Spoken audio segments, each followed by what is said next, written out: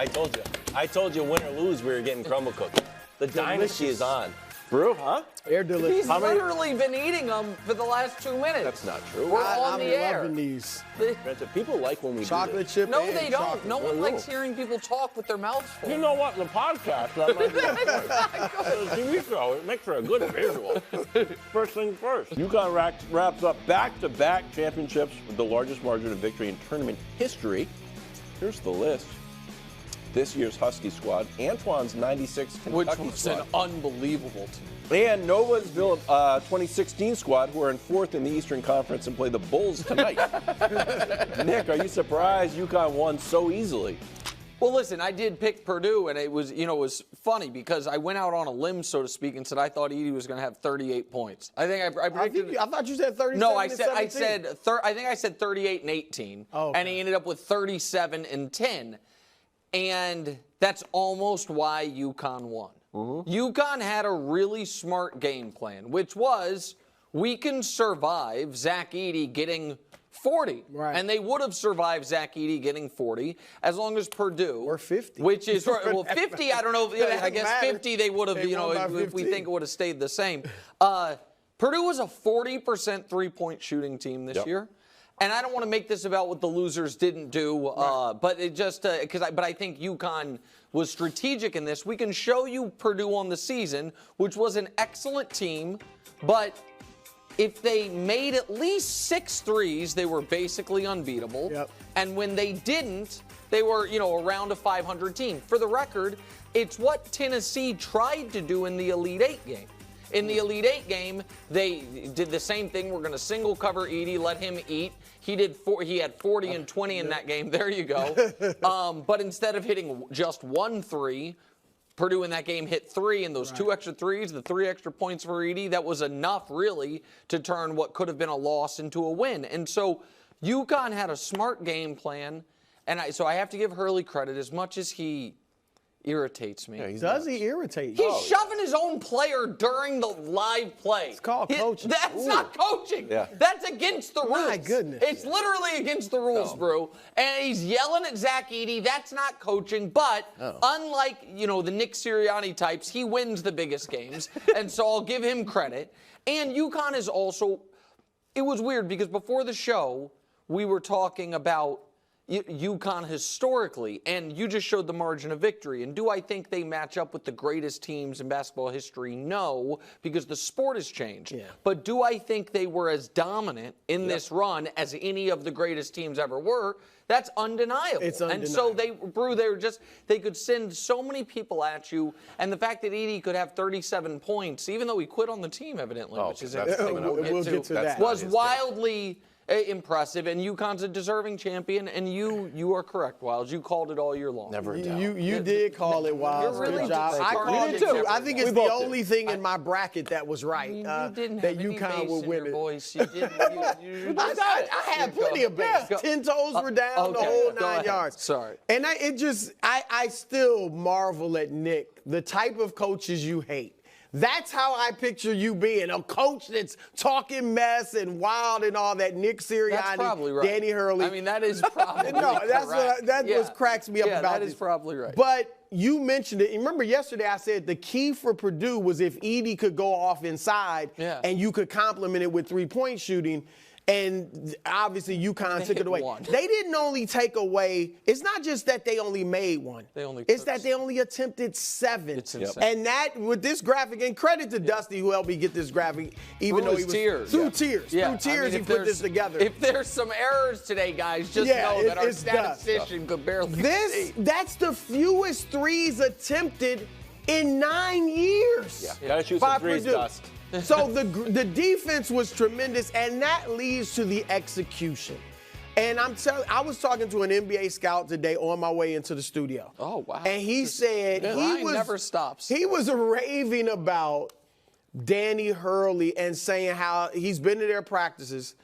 And he has said, in talking to even other people in the NBA, he said this, none of them, he was with a GM from the NBA.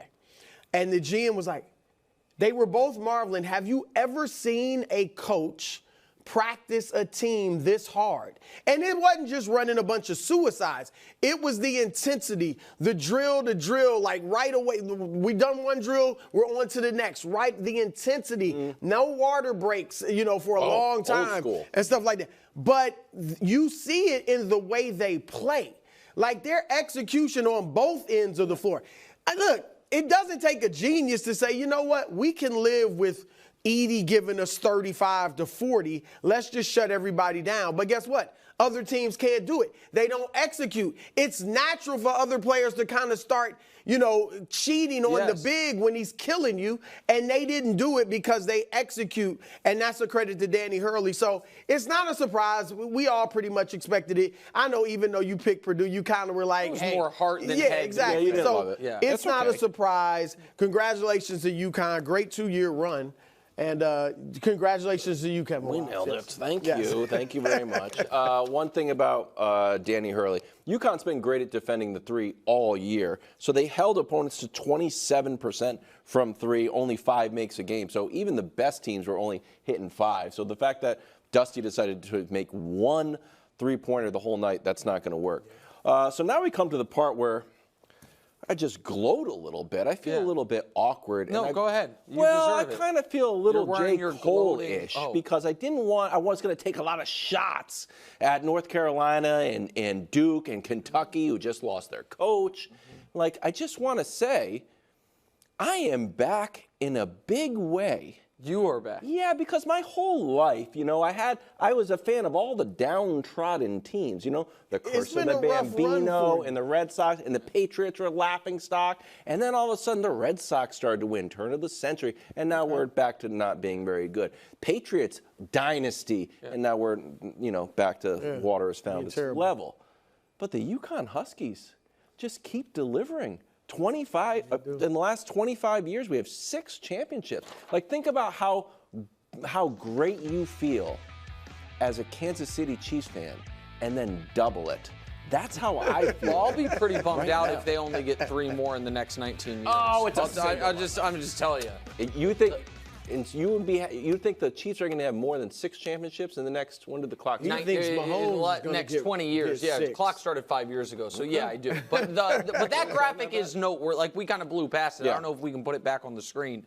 I mean, that graphic is unbelievable, and it is such an unlikely dynasty, and I don't think it is a dynasty yet, for the record. I don't think back-to-back alone. How much do we need to win? Well, what is it? Who's been a dynasty then in college basketball outside of John Wooden? Right. I don't know that. I mean, I'd have to. I think it has to be relative to the sport. You know what I mean? Like. Yeah. I mean, did you think Florida, with Joakim Noah and Al Horford, was a dynasty? I didn't. No. But this is more than Florida. It's right. But so that's it's 4 in the last 15 No, years. but so that's what I was actually leading to. So I don't know what the right word is, and I don't want to have a dynasty debate, really. But that's what makes it so unique, is because obviously college sports, you don't have the through line of a great player like you do in pro sports. So you almost always have the through line of a great coach. But you don't here. Yeah.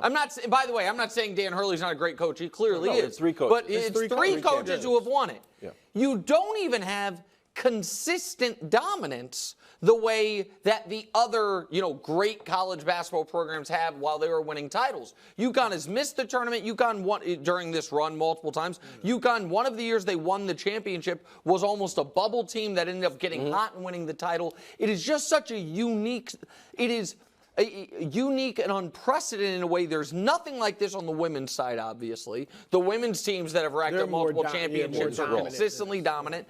And there's nothing like this, in my opinion, on the men's side either, where you win multiple titles across multiple coaches, where it's not like you have been just dominant year in, year out with maybe just one down year. It's just unlike anything. So I would say right now you have to give them the credit. They're the king of college basketball. That part I agree with. Not obviously women. Can I ask you a question? Men. Like, growing up, Duke was up here and Kentucky was up there.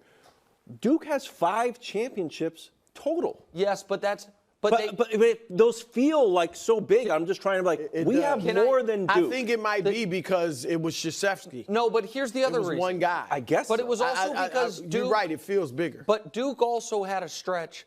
And we'll get into this more later. All of the teams ahead of them in your head about blue bloods or whatever, they all have had multiple stretches of 3, 4, 5 years in a row in the Final Four.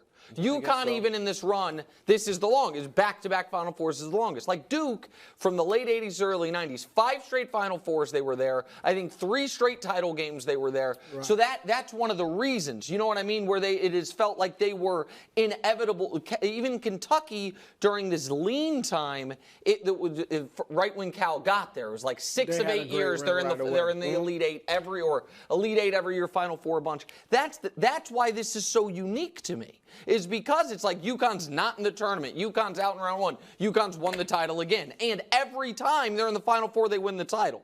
That's the other weird. 6-0 in the championship game. Yeah, and they take a backseat to no one, right? Yeah. I mean, really. Like LeVar Ball. Just being honest. Never lost. And 7 Final Fours total and 6 championships total is bananas. Yeah. It should never happen, and it happened. So credit to you guys. Thank you. Thank you very much. I appreciate that. All right, continuing on with this story. Sorry, I changed up. I got so excited. I lost my script. Oh, we got our third. Go to Nick first so I can eat a cookie. Back-to-back Player of the Year, Zach Edey goes for 37 and 10. But Draymond said he saw something in his game, and it wasn't great. Job well done, 35. You did your job tonight. It was him that made Edey quit with about 19 minutes to go in the second half. There was a turnover, and I saw Edey's body language walking back, and he was done. Rewatch the game from that point on. Hashtag free game from Draymond. Some clarifications here about the free game. Yeah. You get what you pay for. Yeah. Number 35, Samson Johnson, who didn't check in until 15:54. So about, 3 minutes off there. Then Edey had this turnover. We think this is what Draymond is referring to. And then, Nick, what was your take on Draymond's observation? We all make mistakes, right? And we all have bad takes, some more than others. I happen to believe it is far more important to be totally buttoned up on your details and facts. There's a direct line with how tight and cogent your case needs to be with how critical the accusation is. Yes. If you want to give a take like, you know what, that guy's awesome. He just scored the most points of anyone in the championship game in the last 30 years. And it's actually like, well, actually 3 guys have scored more. I'm not going to kill you for it. It's like you're trying to be celebratory, whatever. If you say, this guy quit, which I think is the harshest accusation you can level against an athlete, let's try to just get basic facts right. Like, the player that I think made him quit, was he in or not in the game? The player that I'm saying made him quit, did he play 5 total minutes and commit 5 total fouls? Yes, he did. Am I certain that's actually what was happening? Did this guy quit, or is this a 7'4", 300-pound man who sat none? Who played the entire game and maybe was exhausted. Do I think there were moments when he was discouraged? Absolutely. I thought there were moments when Caitlin Clark was discouraged in Sunday night when she had a couple full court outlet passes that led to missed layups, and you could kind of read it for a moment. Do I think that's fair? No. Do I also think this? And this is where I am going to level very pointed criticism, but my facts are pretty tight on this. Do I think there's an ulterior motive for Draymond Green to try to tell everyone, hey guys, the person whose box score might not look that good, and maybe you didn't notice, he actually turned the game around? What type of NBA player could that be congratulatory to? Could that? You think he was actually thinking that when he did this? I'm telling you this. If all of a sudden there's a big talk show everyone's watching, and I'm like, hey, I don't know if you guys noticed the kind of abrasive, oddly pitched guy making those takes, but he really is the tie that binds, there might be a reason for it. And so I think this is unfair and inaccurate, which is the worst combination. I agree with that. I don't agree with you saying Draymond did it to say, oh, the little role player, don't underestimate us role players. Maybe it's now, maybe because that's the type of player he is, he did want to point out or notice, hey, most people think this guy, he only played 5 minutes, he fouled out in 5 minutes. oh, he didn't do much. That's why he said you did your job. Yeah. So maybe that's right, but I don't think it was a conscious effort to do that. But yeah, first of all, I agree. When you say somebody quit, that is the worst thing you can say about an athlete. All right. And so you better know for a fact that he quit before you say he quit. And I don't think Edey quit because he only had 21 points, 5 rebounds on 8 of 13 shooting in the second half. All right, can I just make a counterpoint? Now I have to defend Draymond. How? Well, yeah, I will. Draymond, I think, has a very unique and special analysis of the game within the game. And he targeted Jaylen Brown in that finals game. I think it was game 2 when he stepped over him. Sure. And said, that's when I knew we had them. Okay. So, and from the time that I've spent watching games with NBA players when I was working in the NBA, it seems like the guys who have played at the highest level can sense little things. Did Draymond intuitively, like they let go of the rope. Did Draymond sense but letting go of the rope is over LeBron in the 2016 finals? That was the No, moment I'm not saying that the series one, was going to turn. He sees something. No, I agree of with letting that. go of the rope. No, That's it. Like I knew the game was lost. They were rather already than quitting. down Right, big. so They were down like here's- 10 at that point. Right, here's the But problem. quitting is the word you don't like. Quitting, No, it's and terrible. I think it is. Again, I obviously didn't play the game at the highest level. I agree with you that this is why there is real value in having people who've been in those moments who can see things That's maybe why the we have them layperson on can't. I understand all of that. I just think he's wrong. Well. I think that And it's cold. Like again, And it's cold-blooded. You say somebody quit, you got to know what you do. You got to know for a fact. Yeah, I talked to Or some the players in the very- locker room. They said Edey gave up on that.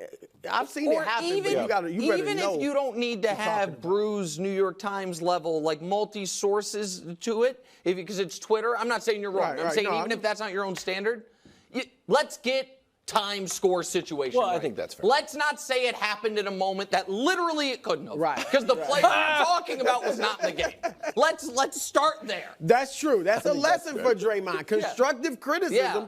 If you're gonna be critical, From the oldest he's talking about of what old about media. 15 He's not minutes. the oldest of old It was media. like 4 minutes later than what he was. Yeah, I'm not that old. He's not? No, not that old at all. Especially with this diet that we're consuming. Forever young. gonna make me older. Okay, the other big man, Donovan Clingan, goes for 11 and 5 rebounds. Both he and Edey were named to the All-Tournament team. Brew, who do you like more as a pro?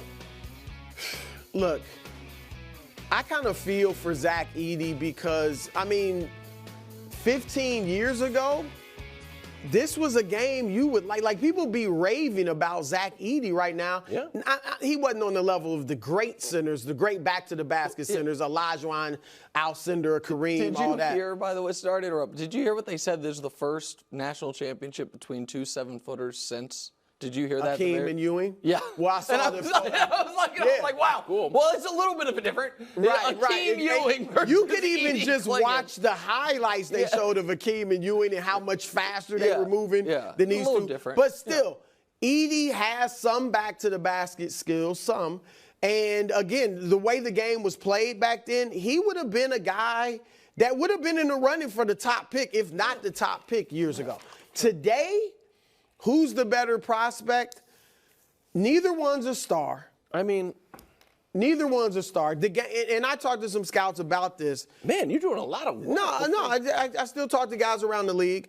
His problem, once you put him in the game, Edey, the other coach is going to put a smaller guy in there who takes him out to the perimeter. Or they're going to run pick and pop, make him switch out onto a perimeter guy, and they're going to drain jump shots all over him. Now, I think both are role players. It's interesting because the mock draft, the one I looked at on Sports Illustrated, had Clingan going 6 to, I think, Toronto, and Edey going 22nd to the Knicks. Now, some have Edey in the lottery. All right, so they're all over the board, but I think both are role players. I think Clingan is the better prospect. See, I don't. Because he has the athleticism. Not that he's greatly athletic, but he can – I could see him developing like a perimeter jump shot. I could see him guarding out more on the perimeter than Edey. I think Edey has a place. I do too. But I I hope think so. Clingan has a place too, and they're both going to be role players, but he could be in a rotation because he can get out on the floor and guard,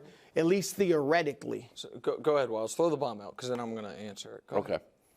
Okay. Yesterday we had to do a story. We didn't have to do it. My arm being twisted. We did Bronny's future in the NBA. Yeah. Bronny's averaging 5 points a game and like 3 and 2. Yeah. We just saw Edey take his team to the national championship game, have a largely dominant performance, be back-to-back player of the year. Yeah. And Bronny's got this whole system that's going to get him to be serviceable.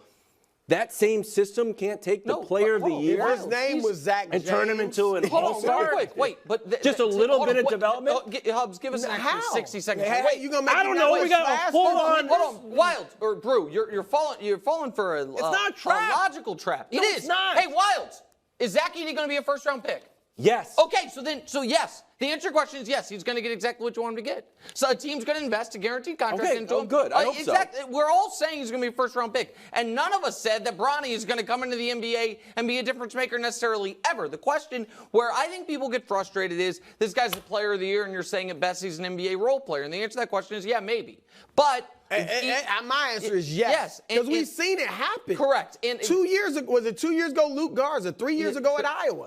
Best player in the country. 6'11", doing what Zach Edey did, and now he's bouncing he's with Minnesota on the bench. By the way, can I throw up but I am more optimistic about Edey now than I was at the beginning of the tournament. I have been impressed by it.